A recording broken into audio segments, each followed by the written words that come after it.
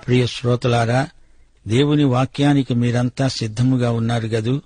ఈ రోజున మనం యెహోషువ 15, 16 అధ్యాయాలు చదువుకోబోతున్నాం. ఈ అధ్యాయాలలో యూదా వంశస్థుల గోత్రాలకు వారి వంశముల చొప్పున చీట్ల వలన వచ్చిన వాటాలు వివరంగా చెప్పబడ్డాయి. వాగ్దత్త భూమిని గోత్రాలకు యెహోషువ పంచిపెడుతున్నాడు. యొర్దానుకు పడమటి వైపున స్థిరపడిన గోత్రాలకు ఆయా భూభాగాలు పంచిపెట్టబడ్డాయి. 15వ అధ్యాయంలో యూదా గోత్రానికి వచ్చిన భూములు, 16వ అధ్యాయంలో ఎఫ్రాయిము భాగము, 17వ అధ్యాయం మనష్షే వాటా, 18, 19 అధ్యాయాలు షిమ్యోను, జబులూను, ఇశ్శాఖారు, ఆషేరు, నఫ్తాలి, దాను గోత్రాలకు ఇవ్వబడిన భూములు. ఈ అధ్యాయాలలో పేర్లు మాత్రమే మీకు వినపడతాయి. ఈ పేర్లన్నీ ఇశ్రాయేలు జాతికి సంబంధించినవి. ఈ రోజున విశ్వాసులమైన మనకు ఈ పేర్లతో ఎక్కువ ప్రమేయం లేదు. అయినా మా శ్రోతలు ఎవరికి వారే ఈ పేర్లన్నీ ఒకసారి చదువుకోవడం మంచిది. మేము ఈ అధ్యాయంలో ముఖ్యమైన వచనాలు మాత్రమే ఎత్తి చూపుతాము. ఇప్పుడు యెహోషువ 15వ అధ్యాయం 13, 14 వచనాలు. యెహోవా యెహోషువకు ఇచ్చిన ఆజ్ఞ చొప్పున యూదా వంశస్థుల మధ్యను యెఫున్నె కుమారుడైన కాలేబునకు ఒక వంతు, అనగా అనాకీయుల వంశకర్త అయిన అర్బా యొక్క పట్టణమును ఇచ్చాడు. అది హెబ్రోను. అక్కడ నుండి కాలేబు అనాకు యొక్క 3 కుమారులైన పెషయి, అహీమాను, తల్మయి అనే అనాకీయుల వంశీయులను వెళ్లగొట్టి వారి దేశాలను స్వాధీనపరుచుకున్నాడు. గమనించండి, కాలేబు తీసుకున్న స్థలంలో అనాకీయులు నివాసమున్నారు. కాలేబు వయస్సును బట్టి వృద్ధుడైన ఆత్మ బలము గలవాడు. శత్రువులను జయించగలననే విశ్వాసం అతనికున్నది. ఇప్పుడు 19వ వచనం వరకు వినండి. అక్కడ నుండి కాలేబు దెబీరు నివాసుల మీదికి పోయాడు. అంతకుముందు దెబీరు పేరు కిర్యత్సేఫెరు. కాలేబు కిర్యత్సేఫెరును పట్టుకొని దానిని కొల్లపెట్టిన వానికి నా కుమార్తె అయిన అక్సాను ఇచ్చి పెళ్లి చేస్తాను అని చెప్పాడు. కాలేబు సహోదరుడు కనజు కుమారుడు అయిన ఒత్నీయేలు కిర్యత్సేఫెరును పట్టుకున్నాడు గనుక అతడు తన కుమార్తె అయిన అక్సాను అతనికిచ్చి పెళ్లి చేశాడు. ఆమె తన పెనిమిటి ఇంటికి వచ్చినప్పుడు తన తండ్రిని ఒక పొలము అడుగుమని అతణ్ణి ప్రేరేపించింది. ఆమె గాడిద దిగగా కాలేబు ఆమెను చూచి నీకేమి కావాలి అని ఆమెను అడిగాడు. అందుకామె అన్నది, నాకు దీవెన దయచెయ్యి. నీవు నాకు దక్షిణ భూమి ఇచ్చి ఉన్నావు గనుక నీటి మడుగులను నాకు దయచెయ్యి. కాలేబు తన కుమార్తె అయిన అక్సాకు మెరక మడుగులను, పల్లపు మడుగులను ఇచ్చాడు. ఈ అధ్యాయంలో యూదా గోత్రానికి వచ్చిన ప్రాంతమంతా వివరాలతో రాయబడింది. పట్టణాల పేర్లు కూడా రాసి ఉన్నాయి. ఈ పేర్లన్నిటినీ ఈ రోజున గుర్తుపట్టడం కష్టం. ఈ అధ్యాయంలో ఒత్నీయేలు పేరు వచ్చింది. యెహోషువ చనిపోయాక ఒత్నీయేలు ప్రథమ న్యాయాధిపతి అయ్యాడు. న్యాయాధిపతులు 1వ అధ్యాయం 13వ వచనంలో ఒత్నీయేలు, అక్సా వృత్తాంతం తిరిగి చెప్పబడింది. న్యాయాధిపతులు 3వ అధ్యాయం 9వ వచనంలో చెప్పబడినట్లు ఇశ్రాయేలీయులు యెహోవాకు మొర్రపెట్టగా యెహోవా కాలేబు తమ్ముడైన కనజు యొక్క కుమారుడైన ఒత్నీయేలును రక్షకునిగా ఇశ్రాయేలీయుల కొరకు నియమించి వారిని రక్షించాడు. యెహోవా ఆత్మ అతని మీదికి వచ్చినందున అతడు ఇశ్రాయేలీయులకు న్యాయాధిపతి అయ్యాడు. 40 సంవత్సరాలు అతడు నాయకుడై నడిపించాడు. అప్పుడు దేశము నెమ్మది పొందింది. కాలేబు అల్లుడైన ఒత్నీయేలు మొదటి న్యాయాధిపతి. అతడు ఆత్మపూర్ణుడు, మామను మించిన అల్లుడు. సోదరీ సోదరులారా, ఈ అధ్యాయంలో 63 వచనాలున్నాయి. అయితే ఎక్కువగా స్థలాల పేర్లే ఈ అధ్యాయాన్ని నింపివేశాయి. యూదాగోత్రపు ఎల్లలు మొదట పేర్కొనబడ్డాయి. యెహోషువ గొప్ప రాజనీతి చతురుడు. ఈ భూములను పంచి ఇవ్వడంలో ఒక రహస్యముంది. ఎక్కడికక్కడే స్థానిక శత్రువులను వారే పోరాడి గెలువగలరు. కాలేబు చూడండి, స్థానిక శత్రువులను అతడే గెలిచాడు. అతని అల్లుడు అతనికి తోడై ఉన్నాడు. ఈ అధ్యాయంలో 3వ వచనంలో అక్రబ్బీము ఎక్కే చోటికి దక్షిణముగా బయలుదేరి సీను వరకు పోయి కాదేషు బర్నియాకు దక్షిణముగా ఎక్కి సాగి అద్దారు ఎక్కి కర్కాయు అంటూ ఈ విధంగా ఎక్కడం, తిరగడం, మళ్లడం, దిగడం ఇవన్నీ భూముల సరిహద్దుల వివరాలు. అక్రబ్బీము అంటే తేళ్లగుట్ట. అక్రబ్బీములో విపరీతంగా తేళ్లుంటాయి. కార్కాయు అనే స్థలం అరేబియాలో ఉంది. 7వ వచనంలో ఏన్ షేమెషు అనగా సూర్యుని నీటి బుగ్గ అని అర్థం. ఇది యెరూషలేముకు 2 మైళ్ల దూరంలో ఉంది. దీనిని అపొస్తలుల ఊట అంటారు. ఆ దగ్గరే ఏన్ రోగేలు ఉన్నది. దీనినే కన్యకల ఊట అని కూడా అంటారు. 8వ వచనంలో బెన్ హిన్నోము లోయ ఉన్నది. ఇక్కడ మొలెకు దేవతకు చిన్న పిల్లలను బలి అర్పించేవారు. ఈ లోయను నరకపు లోయ అని కూడా అంటారు. లూకాసు వార్త 12వ అధ్యాయం 5వ వచనం, ఎవనికి మీరు భయపడవలెనో మీకు తెలియచేస్తాను. చంపిన తరువాత నరకములో పడదోయ శక్తిగలవానికి భయపడండి అన్నాడు ప్రభువు. ఈ నరకానికి బెన్ హిన్నోము లోయ సంకేతం. ఈ విధంగా ఎన్నో స్థలాలు ఈ అధ్యాయంలో చెప్పబడ్డాయి. యూదాగోత్రానికి వచ్చిన స్థలాలు, పట్టణాలు ఎన్నెన్నో ఉన్నాయి. ఈ అధ్యాయం మొత్తంలో 2 ముఖ్య వ్యక్తులు కనపడుతున్నారు, కాలేబు, ఒత్నీయేలు. కాలేబు తన కుమార్తెను వీరోచిత కార్యం చేసిన వానికి ఇస్తానన్నాడు. కిరియత్సేఫరును జయిస్తే కుమార్తెనిస్తాడు. సౌలు కూడా ఇలాగే ప్రతిజ్ఞ చేశాడు. గొల్యాతును సంహరించిన వానికి కూతుర్ని ఇస్తానన్నాడు. యూదాకు వచ్చిన పట్టణాలు మొత్తం 125. వీటిలో కొన్ని పట్టణాలతో పాటు గ్రామాలు కూడా వచ్చాయి. మొదటి పట్టణం కబ్సెయేలు, 38వ పట్టణం రిమ్మోను, 58వ పట్టణం మిస్పే, 100వ పట్టణం హెబ్రోను, 125వ పట్టణం ఎన్గెది. ఈ అధ్యాయంలో చివరి వచనంలో చెప్పబడిన మాట యెరూషలేములో నివసించిన యెబూసీయులను యూదా వంశస్థులు తోలివేయలేకపోయారు.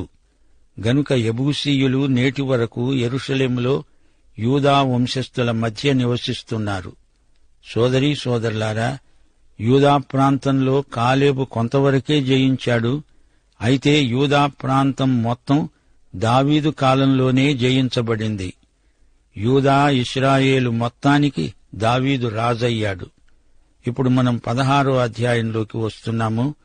ఈ అధ్యాయంలో ఎఫ్రాయిము గోత్రానికి భూములు పంచబడ్డాయి. యాకోబు 12 కుమారుల్లో యోసేపు ఒకడు. అతని 2 కుమారులు ఎఫ్రాయిము, మనష్షే. వీరిద్దరూ ప్రత్యేకంగా గోత్రకర్తలయ్యారు. లేవీ గోత్రము యాజక గోత్రం. వారికి భూములు ఇవ్వబడలేదు గనుక మొత్తం 12 భూములు పంచబడ్డాయి. ఇప్పుడు యెహోషువ 16వ అధ్యాయం మొదటి 4 వచనాలు. యోసేపు పుత్రులకు చీటి వలన వచ్చిన వంతు యెరికో ఎదట యొర్దాను తీరాన ఉన్నది. తూర్పున ఉన్న ఆ యెరికో ఏటి వెంబడిగా యెరికో నుండి బేతేలు మన్యదేశం వరకు అరణ్యం వ్యాపిస్తుంది. అది బేతేలు నుండి లూజు వరకు పోయి అతారోతు అర్కీయుల సరిహద్దు వరకు సాగి క్రింది బేత్ హారోను వరకు, గెజరు వరకు, పడమటి వైపుగా ఎప్లేతీయుల సరిహద్దు వరకు వ్యాపించింది. దాని సరిహద్దు సముద్రం వరకు సాగింది. అక్కడ యోసేపు పుత్రులైన మనష్షే, ఎఫ్రాయిములు స్వాస్థ్యములు పొందారు. ప్రియ శ్రోతలారా, గమనించండి, యోసేపు పేరు మీద గోత్రం లేదు.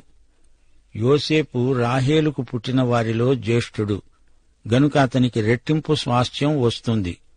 అందుచేత అతని 2 కుమారులకు అది సమానంగా ఇచ్చినప్పుడు ఎఫ్రాయిము, మనష్షేల స్వాస్థ్యాలు సంపూర్ణమయ్యాయి. వీరిద్దరి స్వాస్థ్యాల మొత్తం యోసేపు స్వాస్థ్యమవుతుంది. ఆదికాండం 48వ అధ్యాయం 5వ వచనం, యాకోబు అన్నాడు, ఇదిగో యోసేపు, నేను ఈజిప్టుకు నీ వద్దకు రాకమునుపు ఈజిప్టు దేశములో నీకు పుట్టిన నీ 2 కుమారులు నా బిడ్డలే. రూబేను, షిమ్యోనుల వలె ఎఫ్రాయిము, మనష్షే నా బిడ్డలై ఉంటారు. వారి తరువాత నీవు కన్న సంతానము నీదే. వారు తమ సహోదరుల స్వాస్థ్యములను బట్టి వారి పేర్ల చొప్పున పిలువబడతారు.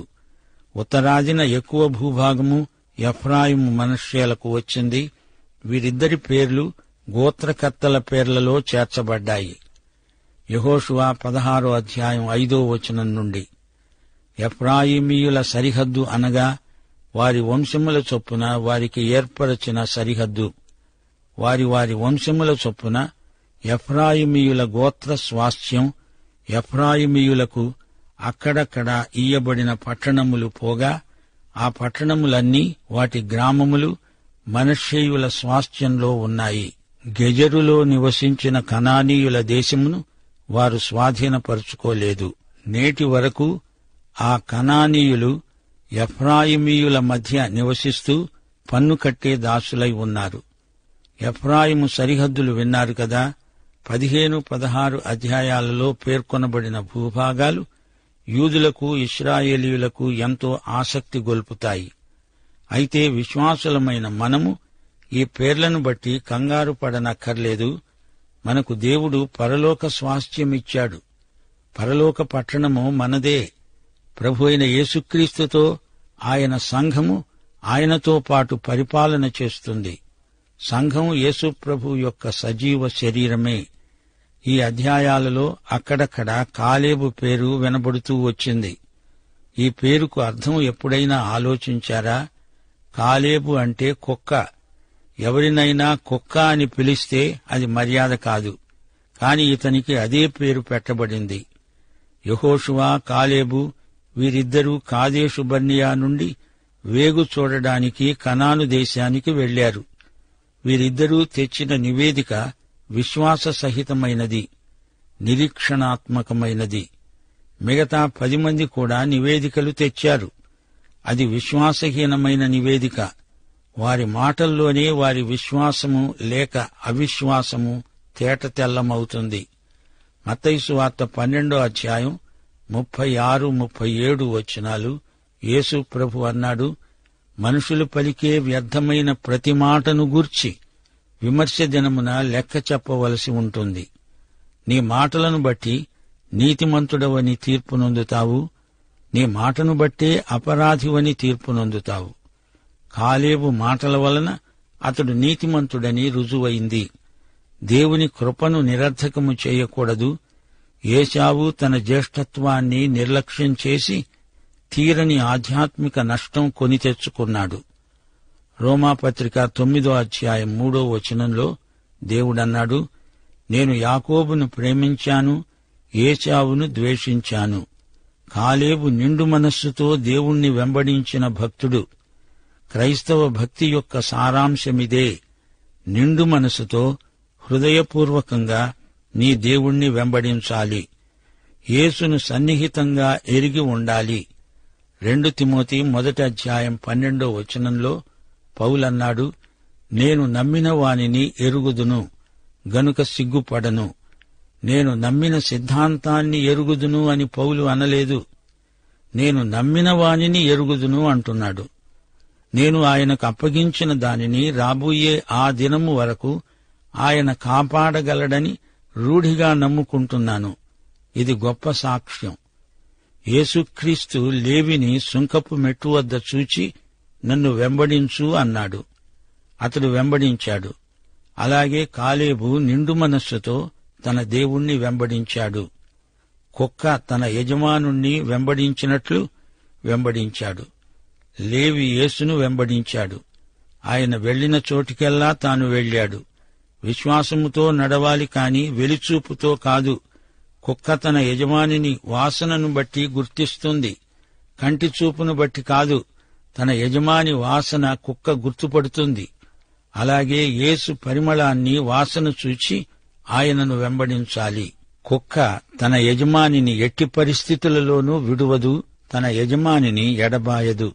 హెబ్రీ పత్రిక 6వ అధ్యాయం 12వ వచనం, మీరు మందులు కాక విశ్వాసము చేతను ఓర్పు చేతను వాగ్దానములను స్వతంత్రించుకోవాలి. సోమరితనము పనికిరాదు. అసహనము అవిశ్వాసము దేవునికి ఇష్టం లేదు. విశ్వాసము సహనము ఈ 2 కాలేబుకున్నాయి. యేసు ప్రభువు అపొస్తలులకు సహనము, విశ్వాసము ఈ రెండూ ఉన్నాయి. గనుకనే వారు అపొస్తలులు. ఒక వ్యక్తి యొక్క సంస్కృతి, సంస్కారము అకస్మాత్తుగా రావు. అతని పుట్టుక, అతడు పెరిగిన వాతావరణం, అతనికి క్రమశిక్షణ గరిపిన తల్లిదండ్రులు, దైవ సేవకులు, ఈ విధంగా ఎందరో నీ ఆధ్యాత్మిక సంస్కృతికి దోహదపడిన వారున్నారు. దేవుడు నీకేదైనా బహుమానమిస్తే మంచిదే కాని బహుమానం సౌశీల్యానికి ప్రత్యామ్నాయం కాదు. సౌశీల్యము నీలో ఉండి నీ చేత మంచి పనులు చేయిస్తుంది, మంచి మాటలు మాట్లాడిస్తుంది. కుక్క తన యజమానుణ్ణి ఎవరు ఆటంకపెట్టినా వదలదు. విశ్వాసం ఉన్నవారు సహనశీలంతో కనిపెట్టగలరు. కాలేబు విశ్వాసానికి తగిన బహుమానం దొరికింది. అతనికి హెబ్రోను ప్రాంతం స్వాస్థ్యంగా దొరికింది.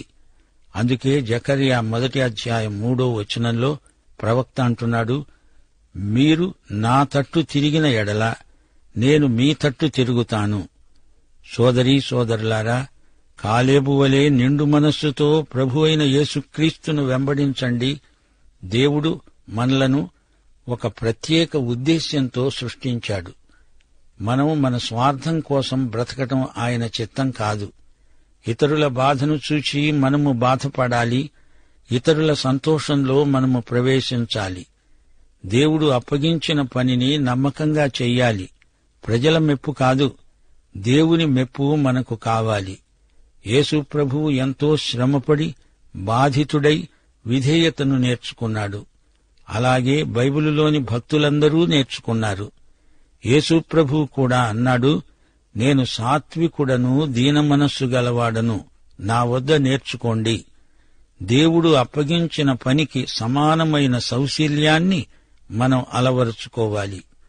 కాలేబు, యెహోషువ అలాంటివారే. దేవుడు మనలో ఏమి చెయ్యగోరుతున్నాడో దానిని గమనించాలి. అప్పుడు మనము ఏమి చెయ్యాలో మనకు బోధపడుతుంది. ప్రసంగి 12:1 దుర్దినములు రాకముందే ఇప్పుడు వీటియందు నాకు సంతోషము లేదని నీవు చెప్పే సంవత్సరాలు రాకముందే, తేజస్సునకు సూర్యచంద్ర నక్షత్రాలకు చీకటి కమ్మకముందే, వాన వెలిసిన తరువాత మేఘములు మరల రాకముందే, నీ బాల్యదినములందే నీ సృష్టికర్తను స్మరణకు తెచ్చుకో. ఫిలిప్పీ పత్రిక 3:14 క్రీస్తు యేసునందు దేవుని ఉన్నతమైన పిలుపునకు కలిగే బహుమానమును పొందాలని గురి వద్దకే పరిగెత్తుతున్నాను. ఆధ్యాత్మిక విషయాలలో నిజాయితీ, నైతిక యథార్థత, విశ్వసనీయత గలవారే దేవుని బిడ్డలు. ఆధ్యాత్మిక సౌశీల్యము ఎందులో కనపడుతుంది? దేవుని వాక్య ప్రమాణానికి అనుగుణంగా జీవించడమే ఆధ్యాత్మిక సౌశీల్యం. మనము దేవుణ్ణి ప్రేమిస్తున్నాము గనుక ఆయనను వెంబడిస్తున్నాము. ఆయన వాక్య ప్రకారం జీవిస్తాము. సోదరీ సోదరులారా, దేవుని కృప ఉచితమైనదే గాని అది చౌకబారు దినుసు కాదు. విశ్వాసులు రేపు పొందబోయే తీర్పు వారి సత్కార్యాలకు సంబంధించినది. విశ్వాసికి పాపాలకు గాను శిక్ష ఉండదు. క్రీస్తునందు ఏ శిక్షావిధి లేదు. అయితే మనము దేవుని కృపాసనం వద్ద నిలిచినప్పుడు మనము చేసిన పనులకు గాను వాటి నాణ్యతను బట్టి బహుమానాల తీర్పు ఉంటుంది. ప్రియ సోదరీ సోదరులారా, వింటున్నారా? దేవుని బిడ్డలు ప్రియులైన పిల్లల వలె దేవుని పోలి నడుచుకోవాలి. ప్రియ శ్రోత, నీవు యేసుక్రీస్తును నీ స్వకీయ రక్షకుడుగా ఎరుగుదువా? నీవు విశ్వాసివా? అయితే ఈ పాఠంలోని సత్యాలన్నీ నీకే వర్తిస్తాయి. దైవాశీస్సులు. ప్రభు అయిన యేసుక్రీస్తు వారి కృప పరిశుద్ధులందరికీ తోడై ఉండునుగాక. ఆమేన్.